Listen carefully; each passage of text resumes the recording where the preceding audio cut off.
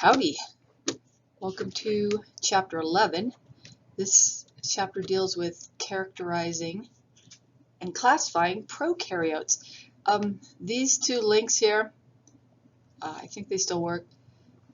Approved list of bacterial names and medical microbiology. So if you're really interested in this information, you can get these free books on at PubMed.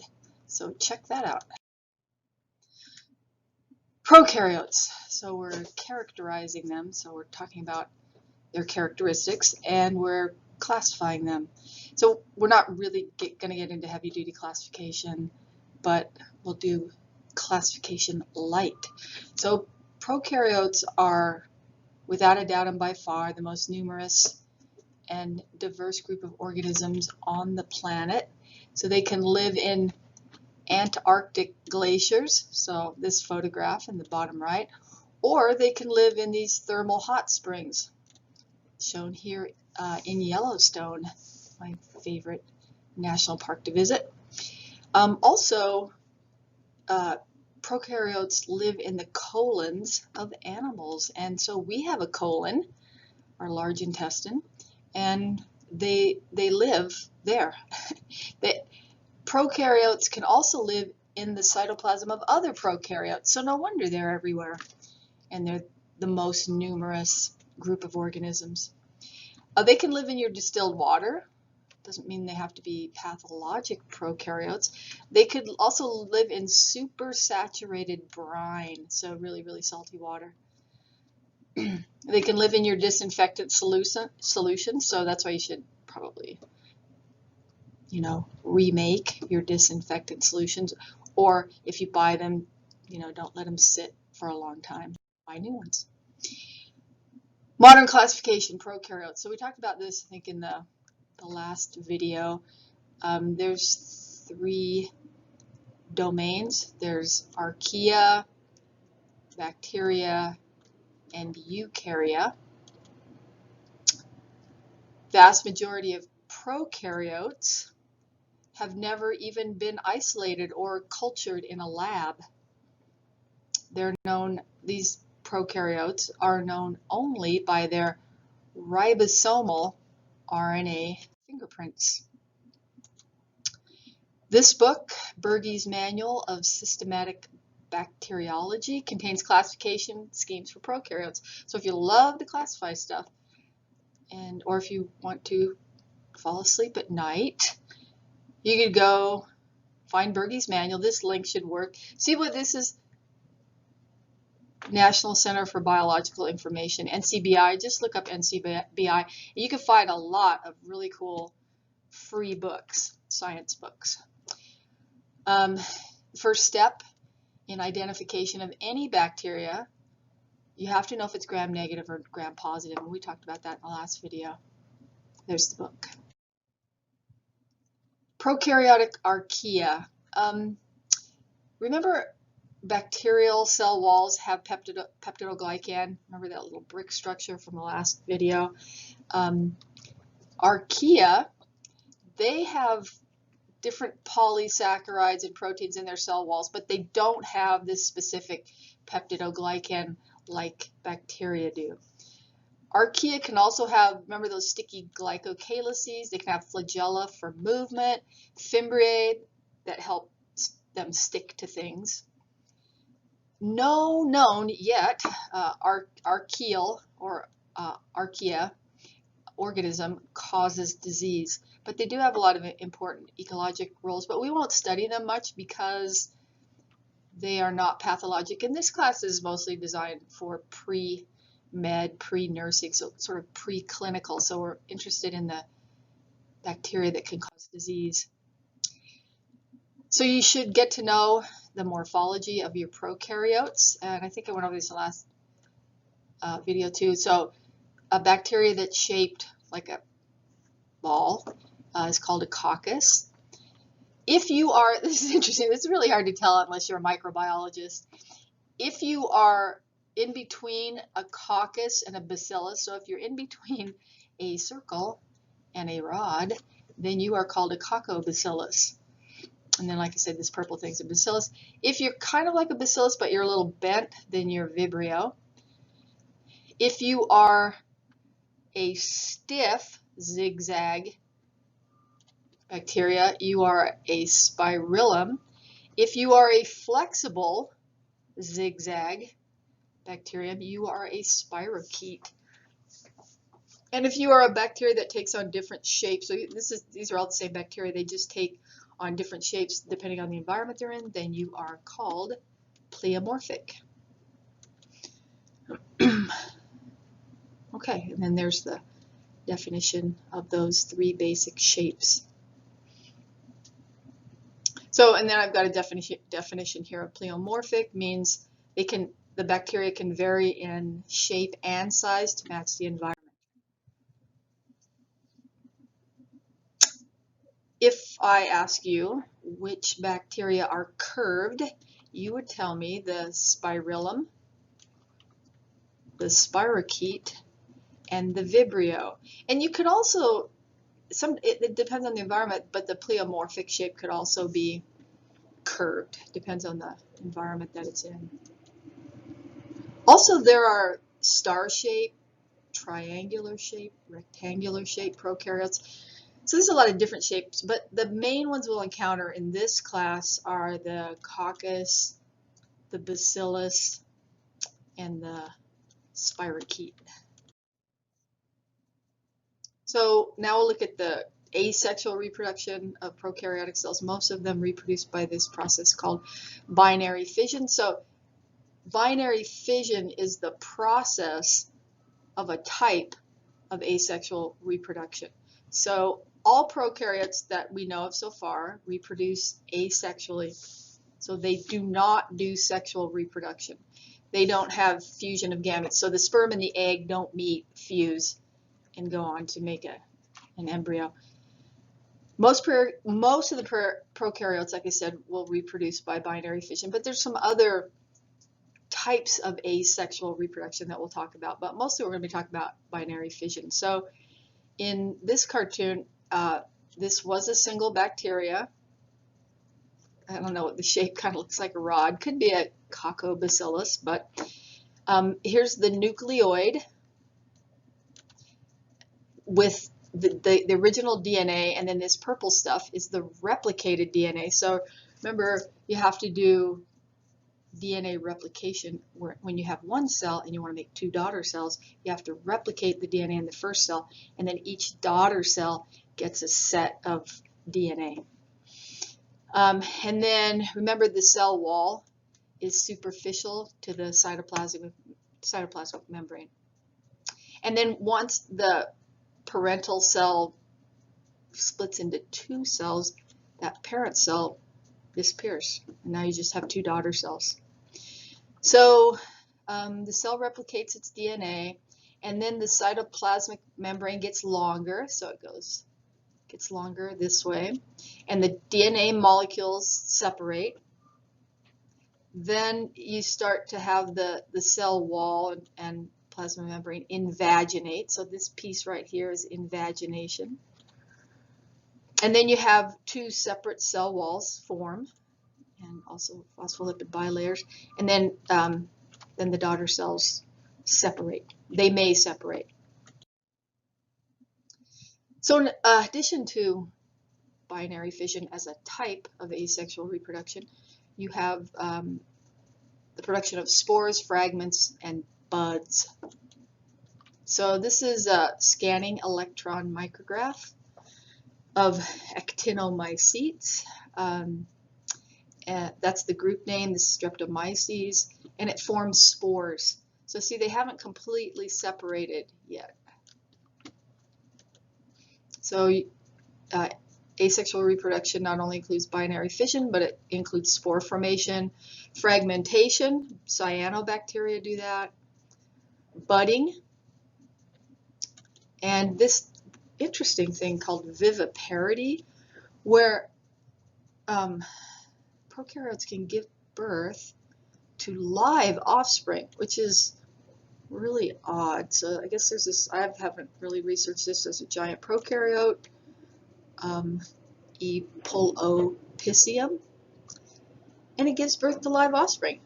We should probably video or YouTube, look at the YouTube video on that one of these days. Sounds interesting. Okay, so this is a cartoon of budding. So here's our mother prokaryote. The DNA is replicated, so you can peel it close. You can see some purple strands and some pink strands in there. So it shows you have two sets of DNA. One daughter DNA molecule is moved into the bud. So this little piece here is going to be the bud. The daughter DNA moves into the bud. And then you have a young bud. And then finally it breaks off and you have a daughter cell. So that's the process. That's a type of asexual reproduction called budding. That's a cartoon for it. All right, so here's a cartoon, and then it's also got these light, LM is a light micrograph of these bacteria, and it kind of shows how you get the formation of a diplococcus. So you start here in A, you've got the mom cell, and it shows here, this is a plane of division. So this is an imaginary plane. The bacteria don't really use a plane to do this, but this is just for our understanding. So there's a plane of division here. And then when the two daughter cells are made, they don't completely separate, and you form a diplococcus. And this is the way Neisseria gonorrhea, so the microbe that causes gonorrhea, this is what it looks like. If you keep doing the plane of separation like I just showed you, but you have more than two cells participating, then you have streptococci. And Streptococcus mutans. I think this is the one that you find on your teeth. And then letter B, check it out. So you start with a single coccus. You have the original plane of separation like we talked about. Then you have a second plane that will separate the mother cell into 4 daughter cells. That's called a tetrad. And that's typical of a bacteria called Micrococcus luteus. Micrococcus luteus, whether it's young or old, here's another Micrococcus luteus, will have different planes of separation. So in letter C, we start with our original coccus. You have the same planes that you had here in letter B, but then you add one more plane, and then look what you get. You get this cool shape. It's called a sarcina. And then check this out. This is Staph aureus. That's interesting, Staphylococcus aureus, because probably everyone's heard of that and the problems they have in the hospital with that. But this just shows the different planes of separation that allow for Staph aureus to form this cluster of cells. So in cocci, the random arrangement of individual cocci, the individual cells do not remain attached after division, and sometimes they can remain attached after division, as in the diplococci. So that's letter A, we talked about that. So streptococci, strepto is Greek for twisted, so I guess this chain looked twisted to the early microbiologists that discovered it. Tetrad, you have 2 planes, and then tetrad, obviously, that's 4. And then a sarcina is Latin for bundle. So the early microbiologists said, hey, that looks like a bundle of cells. And then staphylo is Greek for a bunch, and microbiologists thought that looked like a bunch of cells, so they named it Staphylococci. So those were the cocci. Now let's look at the bacilli. So in letter A, here's a single bacillus, and this is a light micrograph of E. coli, or Escherichia coli, and it's staining pink, so that would be a gram-negative. Here's a diplo, so diplodi is 2, so you have 2 bacilli, and they didn't completely separate. And examples of that would be Bacillus cereus or B cereus. That's kind of funny, B cereus. And then also a young B cereus will look like this. And then an older B cereus will have more bacilli in its chain, it'll be a streptobacilli. And then obviously this is purple, so that's gram-positive stain.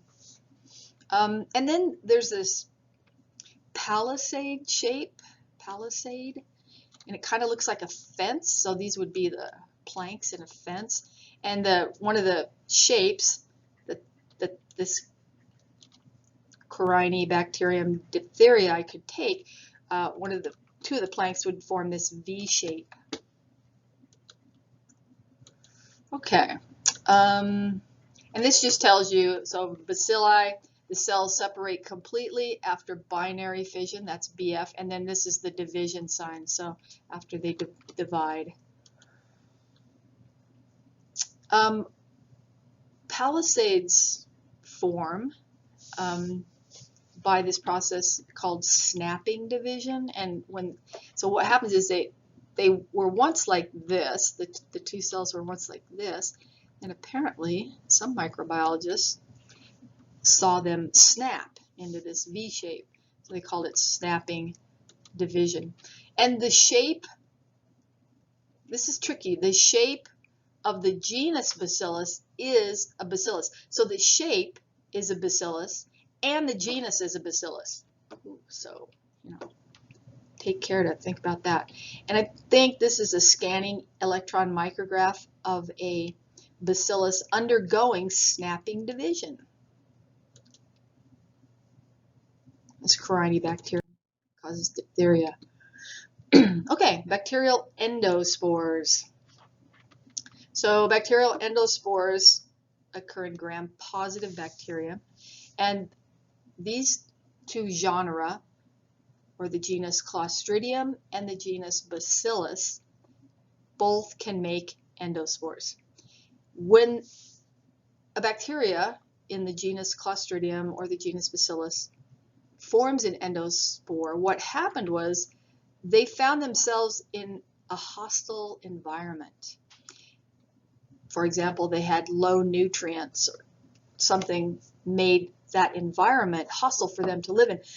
So they go into this endospore formation, and they can live as an endospore for decades or even longer, and they can live in boiling water. So they're pretty hardy. It's a pretty hardy adaptation for these bacilli to navigate the dangerous environment. If you are one of these endospore forming gram-positive bacteria in the genus Clostridium or the genus Bacillus, you can make deadly toxins like anthrax. So Bacillus anthracis, for example, makes a deadly toxin called anthrax. You can make tetanus, gangrene, and botulism.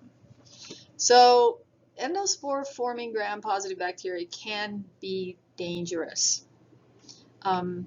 But you don't want it, this is an endospore. Don't confuse that with that type of asexual reproduction called spore formation.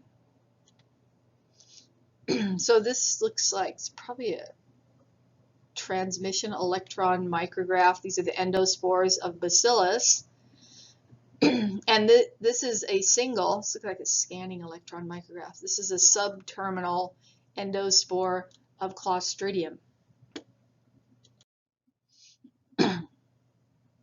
When the genus Bacillus, or members of the genus Clostridium, when the species that are members of those genera form an endospore, they can become dormant, and that's what allows them to survive for years. And here's a cartoon.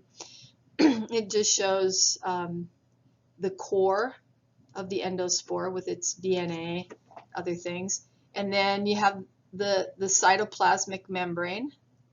That's the phospholipid bilayer. Then you have a spore wall. That's this whole yellow piece that surrounds the whole cytoplasmic membrane is the spore wall, and that's just made of normal peptidoglycan. And then you have superficial to the spore wall, you have this thing called the cortex. That's a thicker layer of less cross-linked peptidoglycan. And then this coat, this is made of keratin. this whole coat on the outside is made of the protein keratin, and that's basically the structure of the endospore. So when endospores form, that's called sporulation, and that can take up to 10 hours.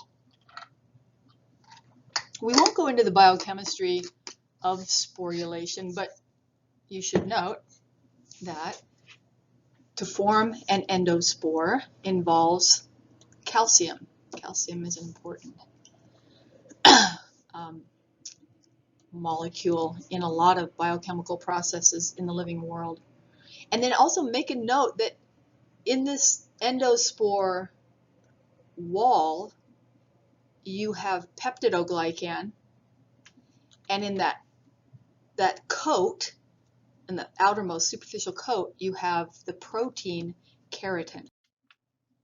Here's some more,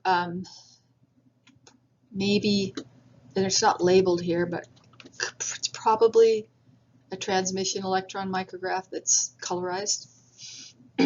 So Clostridium is important in medicine and industry because you want to be able to destroy these endospores. Most of they're rod shaped. They're obligate anaerobes. That means they cannot live in an oxygen environment. They have to have an oxygen-free environment because they don't have the enzymes that detoxify the reactive oxygen species. And we talked about how endospores can make potent toxins like anthrax. This endospore, you know, the wall and the coat, that the whole process of forming an endospore allows these bacteria to survive being disinfected and survive antisepsis. And some examples are Clostridium tetani, that causes tetanus, Clostridium perfringens, that causes gangrene, Clostridium botulinum causes botulism. Probably you've heard of all three of these. And then Clostridium difficile causes C. diff. You've probably heard of that. And that results in severe diarrhea. So here's a cartoon that shows the endospore formation. It kind of looks like the cartoon we talked about for binary fission, but it's not that. This is how you form an endospore. These are the details of it. So basically you have the cell, it's called the vegetative cell. That means that it can do its regular cell processes. And the DNA gets replicated, and then it aligns along the cell's axis. Then you have this thing called a forespore, and you keep developing this forespore. And in the forespore, the cortex will form. Remember, that's keratin on the outer wall. And then also there's calcium in that. So remember, we said that calcium was important in endospore formation.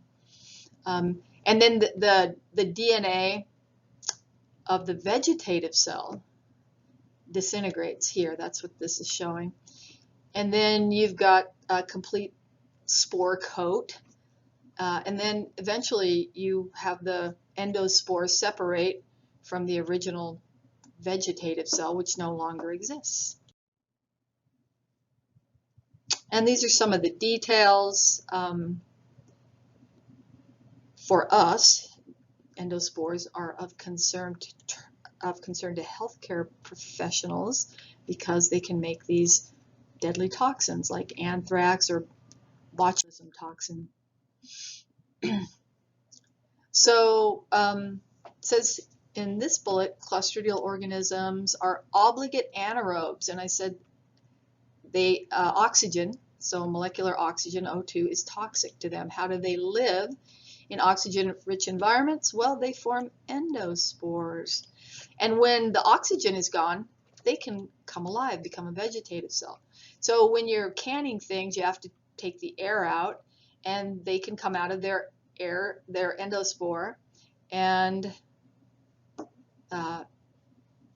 basically infect whatever you have in the can. This is probably an electron micrograph of a bacillus endospore. How long can they exist? Some people say they might be able to exist forever because they're not really alive. They're in this sort of suspended animation. To become viable or come alive again, in a sense, they need to germinate and vegetate, become vegetative cells. This is kind of scary. So you could take Bacillus anthracis endospores, put them in a crop dusting plane, and fly over a major city. The spores won't disappear, and they'll continuously expose members of the community, and you could destroy a city that way.